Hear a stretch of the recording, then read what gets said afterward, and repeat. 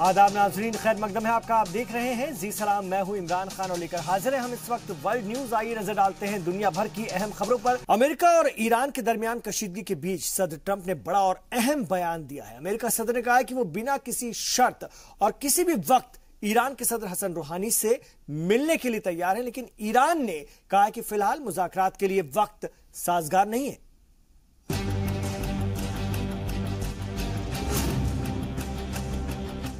Iran को लेकर अमेरिकी सदर डोनाल्ड ट्रंप के सुर बदलते दिख रहे हैं।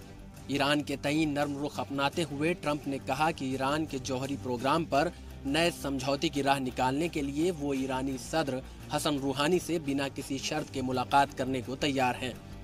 व्हाइट हाउस में इटली के वजीर आजम के साथ मुश्तरका प्रेस कॉन्फ्रेंस में डोनाल्ड ट्रंप ने कहा कि वो बातचीत में भरोसा रखते हैं और किसी से भी मिल सकते हैं।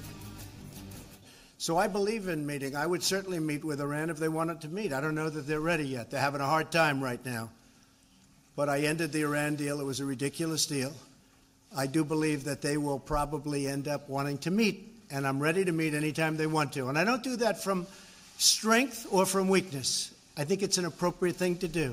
If we could work something out that's meaningful, not the waste of paper that the other deal was, I would certainly be willing to meet. इससे कबल ईरानी धमकी का जवाब देते हुए ट्रंप ने ईरान को तबाह करने की धमकी दी थी। ट्रंप ने ट्वीट कर कहा था कि अगर अमेरिका को दोबारा धमकाया तो इसके संगीन नतायज होंगे, जिसकी तारीख में कोई मिसाल नहीं मिलती।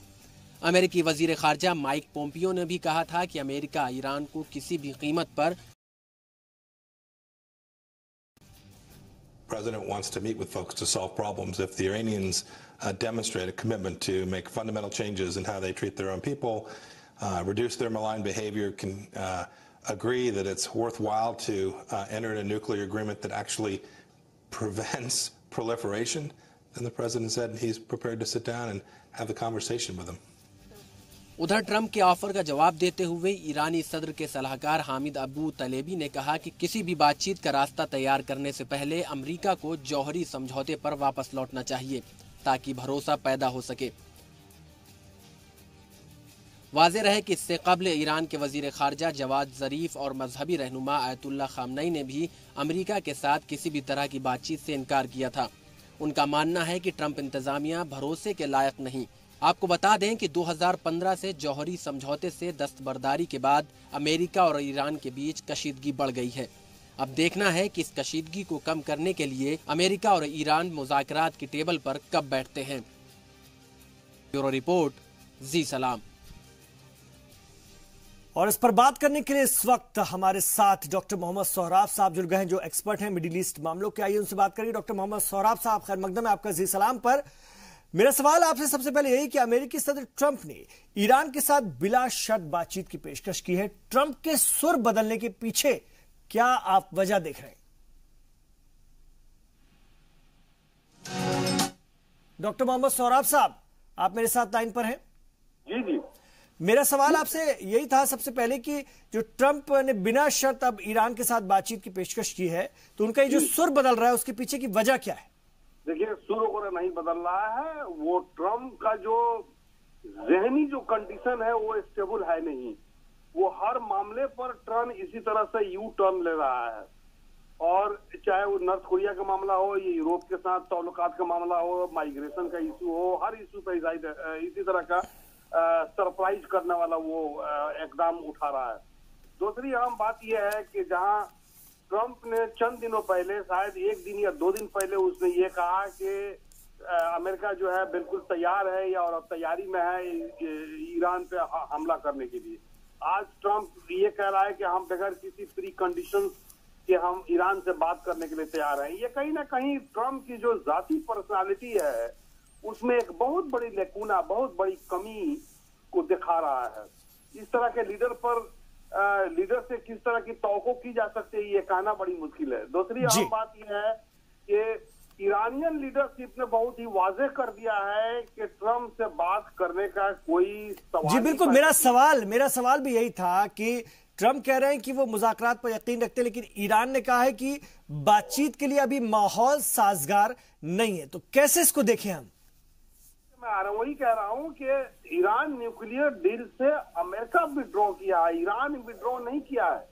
और ये अमेरिकन पॉलिसी है। और अब अमेरिका किस तरह की बात ईरान से करना चाह रहा है, क्या कंडीशंस हैं, क्या मकासद हैं, अमेरिका ने इस चीज को वाजे नहीं किया है। अमेरिका तो खुलेआम तौर पर दुश्मनी कर रहा है। और ईरान की जो लीडरशिप है वो बहुत ही वाजे तौर पर यह बात कह चुकी है कि अब ट्रंप से किसी तरह की बात करने का या फिर से न्यूक्लियर डील पे किसी तरह से बात करने का सवाल ही पैदा नहीं होता। तो मैं देखता हूं कि जो ईरानियन पोजीशंस हैं, जो ईरान का इकदाम है, वो ज्यादा मौसर है, वो ज्यादा रैशनल है, वो ज्यादा साइंटिफिक है निस्बतन क्या अमेरिका का ट्रंप का इकदाम को लेकर। दूसरी बात यह है कि ट्रंप का जो मकासद है वो ये है कि उस खित्ते में इंतसार बरकरार न रहे, बल्कि इंतसार में इजाफा होता रहे डिफरेंट ममालिक के बीच में, ताकि इजराइल को मौका मिले एक्सपेंशनिज्म का, अपनी वो एक्सपेंड करता रहे।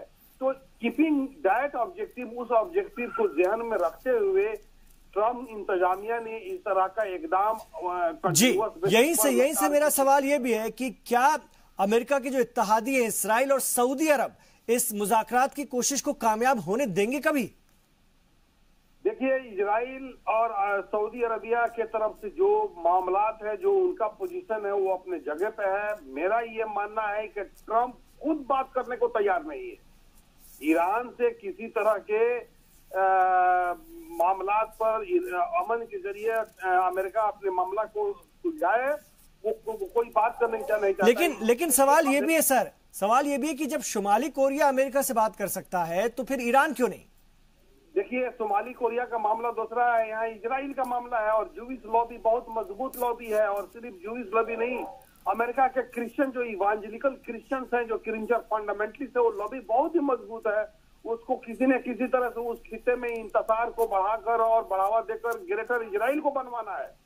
तो वो अमेरिका इस हक में नहीं है कि ईरान के साथ इस तरह की बात करे। वो तो अपने पॉलिसी को आगे बढ़ाने के लिए इस तरह की बात कर रहा है। दूसरी बात यह है कि इजराइल और सऊदी अरबिया दोनों खुद नहीं चाहेंगे कि अमेरिका के बीच कोई किसी तरह की बात हो। वो इसलिए वो प्री कंडीशन किसी तरह के वो रखना नहीं चाहते हैं। वो नहीं चाहते हैं कि अमेरिका किसी तरह के निगोशिएशन में, गुफ्तगू में शामिल हो। वो इसलिए कि ठीक है, इजराइल और सऊदी अरबिया के बीच बहुत सारे मामला पर डिफरेंसेज है, लेकिन दोनों में एक तरह का इत्तेहाद या एक तरह के इत्तेफाक ये है कि ईरानियन एक्सपेंशनिज्म को किसी न किसी तरह से चेक किया जाए। न्यूक्लियर मामला तो एक अमेरिका के लिए बहाना है। और ईरानियन लीडरशिप जो है बदकिस्मती से अपनी एक्सपोर्ट ऑफ रिवोल्यूशन को एजेंडा पर रखी हुई है और अपने असर को उस खित्ते में एक्सपेंड करना चाह रही है, जो उस खित्ते के लोग, अवाम या कोई भी हुकूमत उसको। ठीक है, बहुत शुक्रिया डॉक्टर मोहम्मद सौराब साहब इस मौजू पर अपनी राय रखने के लिए। और इधर अमेरिकी खुफिया एजेंसी के मुताबिक शुमाली कोरिया नए ब्लास्टिक मिसाइल की तैयारियों में मसरूफ है। एक आला अमेरिकी एहलकार ने वॉशिंगटन पोस्ट को बताया है कि जासूसी सैटेलाइट ने शुमाली कोरिया में एक ऐसी तंसीब की निशानदेही की है जहां मुमकिना तौर पर ब्लास्टिक मिसाइलों की तैयारी हो रही है, लेकिन यह मालूम नहीं हो सका है कि यह काम किस हद तक किया जा चुका है। वॉशिंगटन पोस्ट के मुताबिक फैक्ट्री के आसपास हर रोज ट्रकें दिख रही हैं। ये वही फैक्ट्री है जहां पर पहली बार इंटरकॉन्टिनेंटल बैलिस्टिक मिसाइलें बनाई गई थी। वाज़ेह है कि इसी साल जून के महीने में अमेरिका के राष्ट्रपति यानी सदर डोनाल्ड ट्रंप और नॉर्थ कोरिया के नेता लीडर किम जोंग उन के बीच जो है ऐतिहासिक यानी तारीखी मुलाकात हुई थी। और किम जोंग उन से मुलाकात के बाद डोनाल्ड ट्रंप ने कहा था कि किम ने उन्हें भरोसा दिलाया है कि वो अपना जोहरी और मिसाइल प्रोग्राम बंद कर देंगे। खुशगवार ताल्लुकात के आगाज के वादों के बावजूद शुमाली कोरिया की तरफ से होने वाली इस पेशरफ्त को परेशान कुन करार दिया जा रहा है।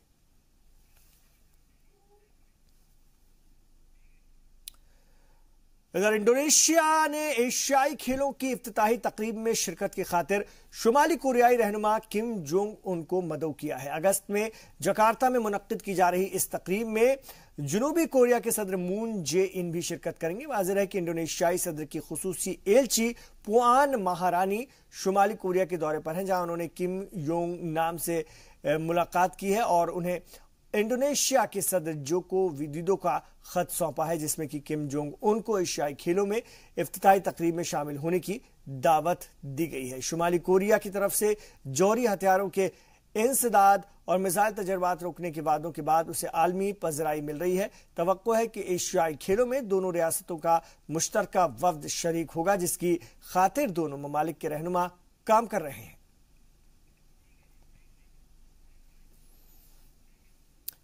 यहां रुकेंगे हम एक छोटे से वक्फे के लिए, लौटेंगे। आप देखते रहिए वर्ल्ड न्यूज।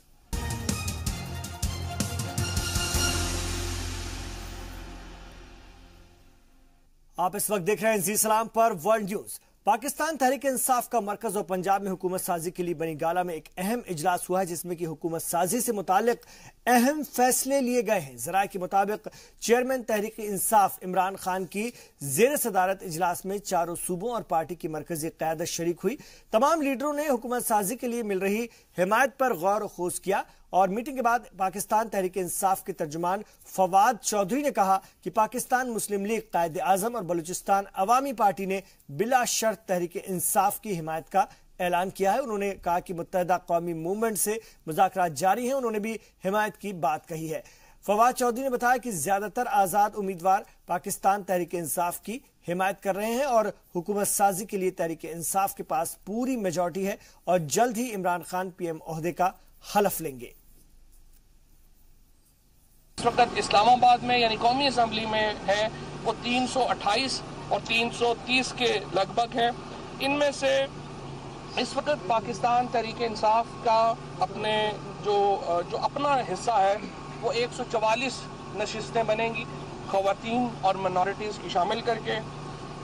PMLQ जो है उसकी 4 नशिस्तें बनेगी, MQM की जो है वो 6 हैं, उनको 8 बनेगी, BAP की 2 हैं, इसके साथ GDA की 2 हैं, इंडिपेंडेंट्स जो हैं वो इस वक्त 7 जो नेशनल असम्बली में वो हमारे साथ शामिल हो चुके हैं। सो 168 के नंबर को हम टच कर रहे हैं। सो 328 में से या 330 में से 168 का नंबर जो है वो इस वक्त पाकिस्तान तहरीक इंसाफ के पास है, यानी हम क्लियरली जो टोटल हाउस है उसकी मेजॉरिटी जो है वो हासिल कर चुके हैं।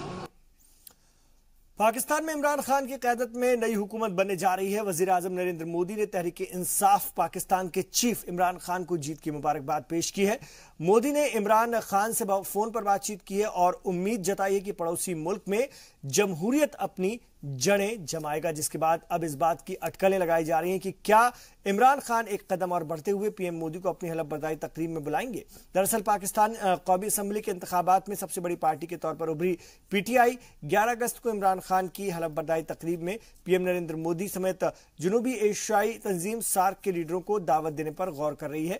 वाज़ेह है कि इंतखाबात जीतने के बाद इमरान खान ने कहा था कि अगर हिंदुस्तान एक कदम आगे बढ़ेगा तो वो 2 कदम आगे बढ़ेंगे।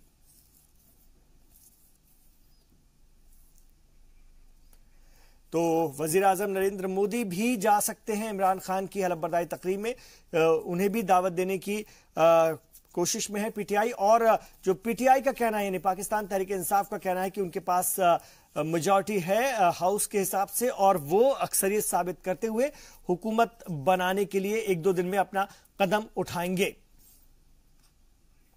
और इस वक्त हमारे साथ पाकिस्तान से इस्लामाबाद से खालिद महमूद साहब जुड़ रहे हैं, जो कि सीनियर जर्नलिस्ट हैं पाकिस्तान के, उनसे बात करेंगे। सर जी सलाम, हिंदुस्तान में आपका खैर मकदम है। इमरान खान की क़यादत में तहरीक इंसाफ की अहम मीटिंग रही है, क्या कुछ निकलकर सामने आ रहा है वफाकी हुकूमत साजी के हवाले से? जी, हुकूमत तो अब ये तय है कि इमरान खान ही बनाएंगे और इस तरीके से जहां उन्होंने सब अपने आजाद उम्मीदवार जिससे जो खास तौर पे उनको अपने साथ में लाया, पाकिस्तान मुस्लिम लीग काफ जो थी उसको अपने साथ में लाया और इस तरह उनकी इतनी तादाद हो गई है कि वो अब मरकज में हुकूमत बना सकेंगे। और इसके लिए उन्होंने बाकायदा तौर पे अब अपनी काबीना जो है उसको भी चुनने का फैसला किया है और ऐसे नाम वो उनके ऊपर गौर किया जा रहा है जो मुल्क की सलामती के लिए, उसकी बेहतरी के लिए, उसकी मईशत के लिए अच्छे तरीके से जो है अपना काम कर सके। इस वक्त जो उनकी सही पोजीशन है वो यही है कि पाकिस्तान मुस्लिम लीग नून जो है वो अपने पाकिस्तान पीपल्स पार्टी के इत्तेहादी होने के बावजूद इस वक्त उतनी सीटें नहीं ले सकी जितनी उसको वजीर आजम बनने के लिए या हुकूमत साजी के लिए चाहिए, लेकिन पाकिस्तान पीपल्स पार्टी उसकी हिमायत नहीं करेगी। खालिद महमूद साहब, तहरीक इंसाफ ये कह रही है कि उसके पास अक्सरियत है, तो फिर हुकूमत साजी में इतनी देर क्यों हो रही है? जी, ये पाकिस्तान का प्रोसेस है एक पूरा इलेक्शन का। जब इलेक्शन कमीशन बाकायदा तौर पे हतमी नताइज का ऐलान करेगा और उसके बाद ही ये पाकिस्तान के जो प्रेसिडेंट है वो कॉल करेंगे असेंबली को।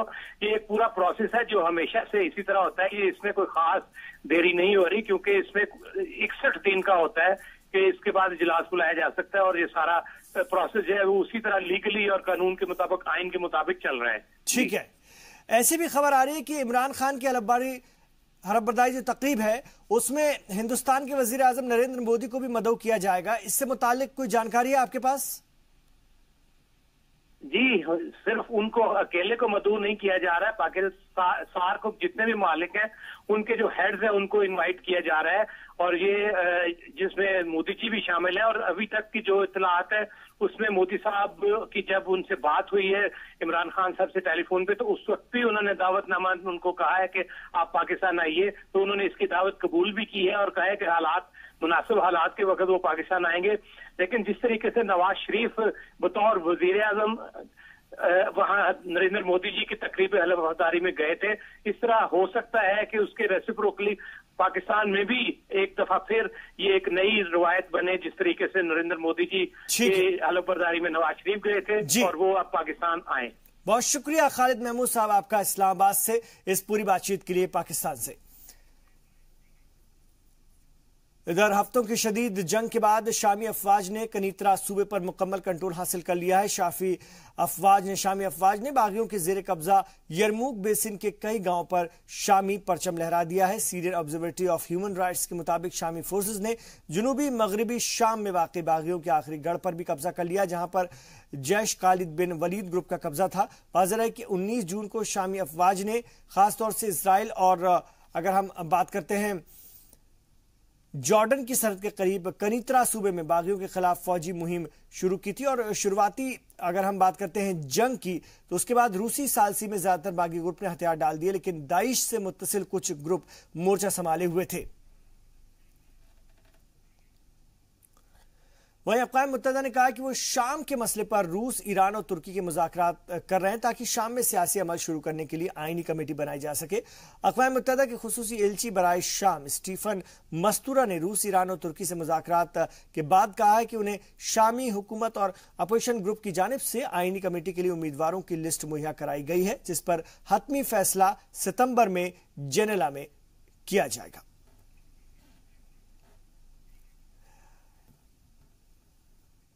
इधर अफगानिस्तान के मशरकी सूबे नंगहार के दारुल हुकूमत जलालाबाद में एक सरकारी इमारत पर दहशतगर्दों ने हमला कर दिया। हमले के बाद इलाके में कई धमाकों की आवाजें सुनाई दी। जराये के मुताबिक एक खुदकुश बमबार रिफ्यूजी कैंप ऑफिस के बाहर खुद को धमाके से उसने उड़ा लिया। इसके बाद 2 बंदूक बरदार ऑफिस में घुस गए। इस हमले में 8 लोग जख्मी हुए, जिनमें से 2 की हालत नाजुक है। हमलावरों और सिक्योरिटी फोर्सेस के दरमियान फायरिंग का तबादला कई घंटे तक चला, जिसके बाद हमलावर मारे गए। वहीं सूबे फराद में हुए एक बम धमाके में 11 अफराद हलाक जबकि 21 अफराद जख्मी हो गए। हुक्काम ने बताया कि सिक्योरिटी अफवाज को निशाना बनाने के लिए सड़क किनारे बम नस्ब किया गया था, लेकिन एक मुसाफिर बस इसकी जद में आ गई। हलाक और जख्मी होने वालों में बच्चे और खवातीन शामिल हैं। इस्लामिक स्टेट ने इस हमले की जिम्मेदारी कबूल की है।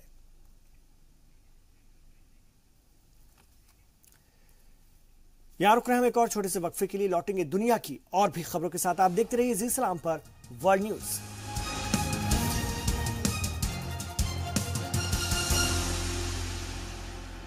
आप देख रहे हैं इस वक्त वर्ल्ड न्यूज। जिम्बाब्वे में हुए सदारती इंतखाबात में वोटों की गिनती जारी है और इस बीच अपोजिशन रहनुमा नेल्सन चमीसा ने दावा किया कि वो हुक्मरान जमात जानू पीएफ के उम्मीदवार एमरसन मननगवा पर बरतरी हासिल किए हुए हैं।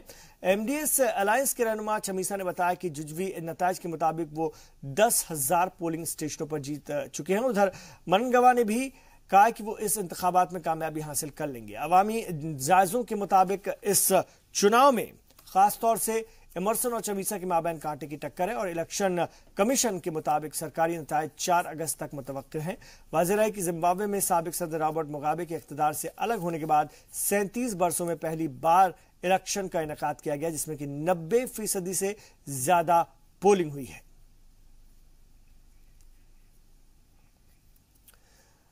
इधर मलेशिया के सिविल एविएशन के सरबराह अजहर उद्दीन अब्दुल रहमान ने अपने ओहदे से इस्तीफा दे दिया है। सिविल एविएशन अथॉरिटी ने बताया है कि लापता होने वाले तैयारे MH370 की वजूहात न जान सकने की वजह से उन्होंने इस्तीफा दे दिया है।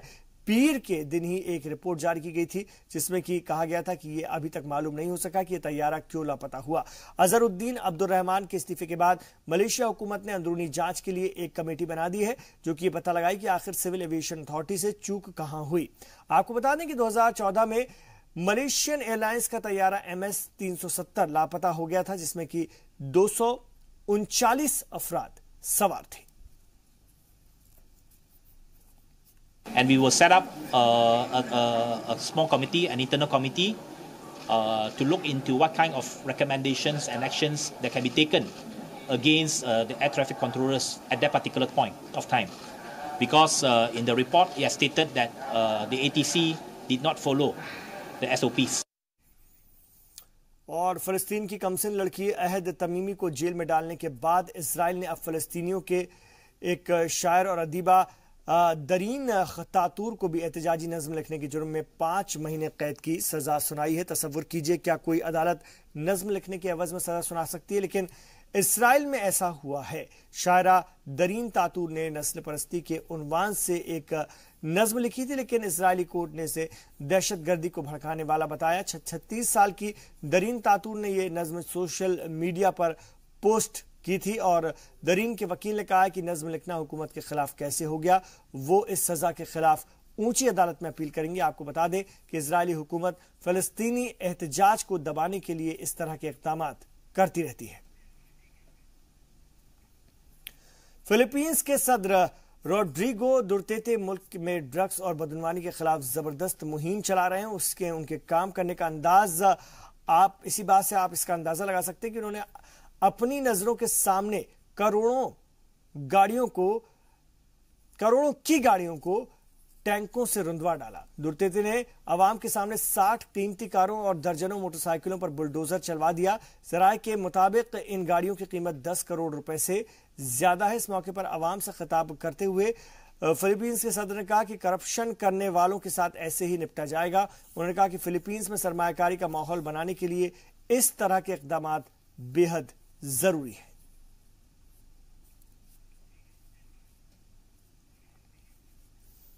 और अमेरिकी रियासत कैलिफोर्निया के शुमाली जंगलात में लगी आग लगातार फैलती जा रही है और अब इस आग ने 6 लोगों को अपनी जद में ले लिया, जिनसे उनकी मौत हो गई, जबकि हजारों अफराद को अपना घर बार छोड़कर महफूज मकामात पर मुंतकिल होना पड़ा है। कैलिफोर्निया की सास्ता काउंटी के शेरीफ ने खासतौर से इस बारे में बताया कि मीडिया में कि नई हलाकतें उन इलाकों में हुई जहां की आबादी को इनखला का हुक्म दिया गया था, लेकिन उन अफराद ने इस हुक्म पर अमल नहीं किया और हलाक होने वालों में एक बुजुर्ग खातून और उनके कमसिन पोतों और पोतियां शामिल हैं। काउंटी शेरीफ ने बताया कि इलाके में कुल 16 अफराद के लापता होने की शिकायत मिली थी।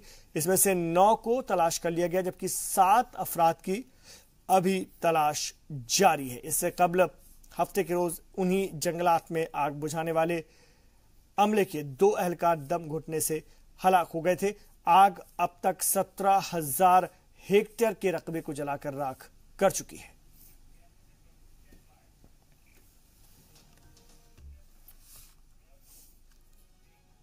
तो नाज़रीन, वर्ल्ड न्यूज में अभी इतना ही, लेकिन जी सलाम पर जारी है खबरों का सफर। आप रहिए जी सलाम के साथ।